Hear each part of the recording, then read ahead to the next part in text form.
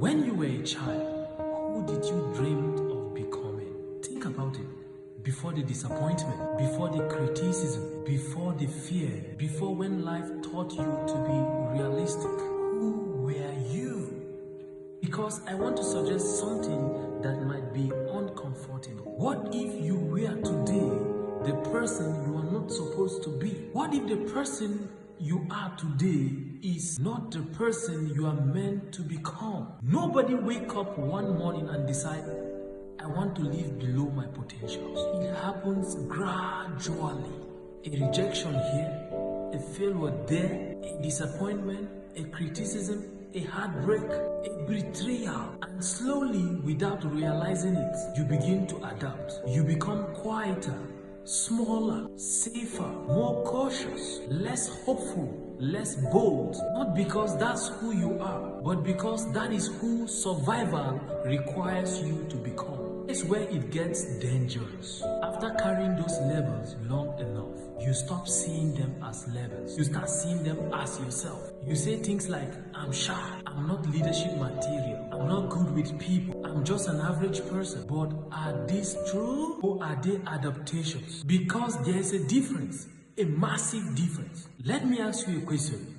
Who will you be if fear had never introduced itself? Who will you be if failure didn't get the final vote? Who will you be if other people's opinions stop mattering? Will you still make the same decisions? Will you still pursue the same path? Will you still think the same way about yourself? Most people spend their whole life trying to improve themselves. But what if improvement is not the answer?